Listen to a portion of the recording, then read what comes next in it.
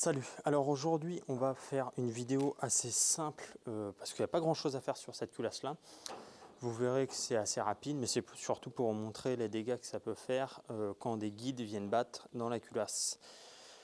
Tout simplement, là on a une culasse de combi, j'ai la deuxième que je vous montrerai juste après. J'ai la deuxième et là sur celle-là du coup j'aurais bien changé tous les guides, mais le client n'a pas envie. Du coup, sur celle-là, il y a un guide d'admission qui est venu battre tout simplement dans son logement dû à une dilatation, donc à une chauffe moteur. Et vu que c'est des moteurs refroidis par air, ça a forcément plus tendance à chauffer et du coup à plus facilement enlever le serrage des guides ou des sièges de soupape. Donc sur cette culasse là, il n'y a rien de méchant. L'alésage est encore bon, c'est juste le guide qui s'est trop rétracté, ça s'est arrêté à temps. Donc là, de toute façon, on n'a plus les guides à la bonne taille. Donc là, j'ai un guide qui fait pile poil une tolérance H7, donc 8 mm à l'intérieur, et l'extérieur, il est à usiner par mes soins pour faire la petite collerette pour éviter qu'il descende et qu'il rentre pile avec son serrage comme il faut. Donc du coup on voit bien, là je vous reprends, ça c'est l'autre culasse, hein. Je vous reprends, là c'est un guide tout simplement d'échappement qui est venu passer carrément la collerette à l'intérieur et là du coup bon je peux l'enlever, hein, mais j'arrive plus à le prendre à la main. Mais pour vous montrer l'exemple de l'autre guide d'échappement, on peut le mettre dedans et voilà comment il bouge. Et c'est surtout ça, c'est rattrapable en réalisant une cote supérieure, en prenant une ébauche de guide et en remettant tout ça correctement. Mais malheureusement, je ne sais pas si ça va se voir à la caméra. Si peut-être, ici c'est fêlé, c'est carrément craqué et le logement, ça continue la fissure dans le logement. Donc là, c'est des emmerdes quasiment à coup sûr. Donc celle-là va finir au rebut.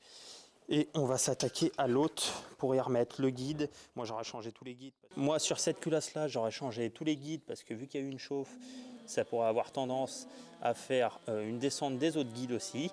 Mais du coup, c'est pas ce qui est voulu pour le client. Il ne veut pas les faire. Donc du coup, ça sera tout simplement juste le basique, remettre mon guide admission à la bonne cote et ça ira très bien.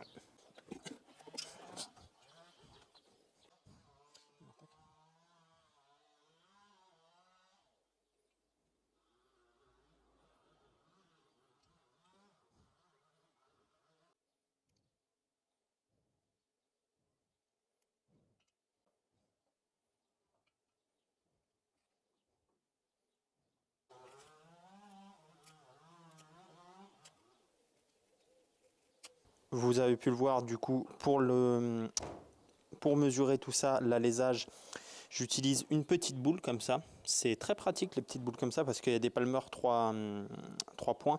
Mais le problème qu'il y a, c'est que là, bon, déjà, il faut avoir 50 000 tailles parce que là, des tailles comme ça petites, c'est assez chiant à trouver en plus.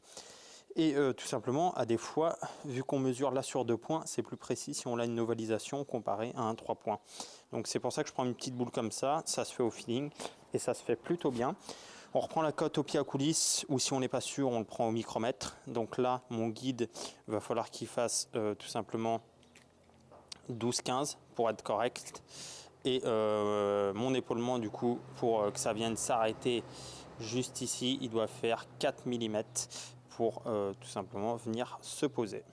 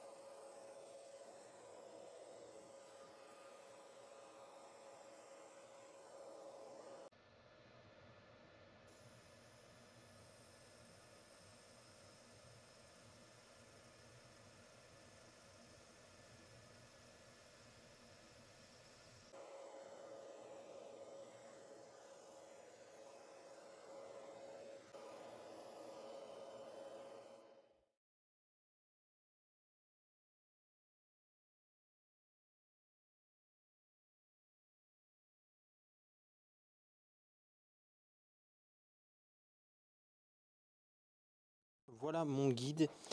il est juste ici. Il est un tout petit chouille plus court que l'autre parce que tout simplement les ébauches comme ça de cette taille là n'existaient pas, mais ça change rien. Voilà mon guide. Du coup j'ai fait un effet balle de fusil, je ne sais pas si on le verra au bout. J'ai un petit effet balle de fusil. Bon là je tiens avec la main la cam, je tremble comme j'ai Parkinson. Mais voilà le guide. J'ai mis un peu plus de serrage que ce qui est nécessaire, mais vu que visiblement le véhicule ils lui font chauffer la gueule, etc. Donc du coup normalement je les emmanche directement à sec à la presse. Là je vais le guide, je vais le foutre au frais pour qu'il perde quelques petits centièmes en plus, et après je l'emmancherai tout simplement directement à la presse.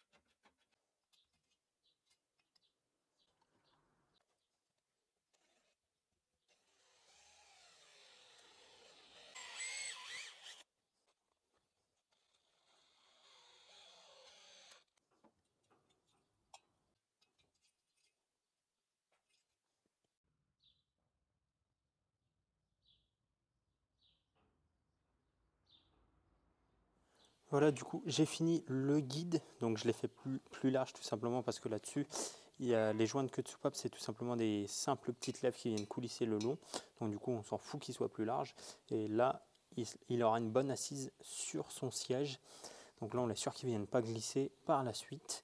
Je l'ai réalisé au diamètre 8 pour être bon, vu que j'avais un peu beaucoup de serrage, et là on est bon, j'ai plus qu'à passer un petit coup de propre vite fait.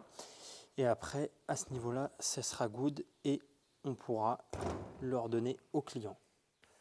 Si cette vidéo vous a plu, c'est une vidéo assez simple, on n'a fait qu'une chose dedans, mais c'était sympa à faire comme vidéo. Si elle vous a plu, n'hésitez pas à liker, surtout commenter aussi, comme ça vous pouvez me donner des idées pour faire d'autres trucs, si vous voulez voir d'autres trucs sur la chaîne. Donc n'hésitez pas à me le dire. Là actuellement j'ai une autre vidéo qui est en tournage, d'ailleurs j'ai deux autres vidéos qui sont en tournage, et c'est pareil, un condensé mais de beaucoup plus de choses. Et bientôt on attaque les petites culasses là-bas de la moto, donc comme ça on attaque les petites culasses de la moto et ça sera sympathique à voir. Si ça vous a plu, n'hésitez pas, comme je vous ai dit, likez, commentez, partagez tout ce qui s'ensuit. Si vous voulez une prestation dans le même délire, c'est pareil, vous pouvez me contacter en mail usimeka10@gmail.com et je vous répondrai pour une prestation. Sur ce, moi je vous dis à la prochaine vidéo arrive bientôt, c'est un petit truc sympa. Salut!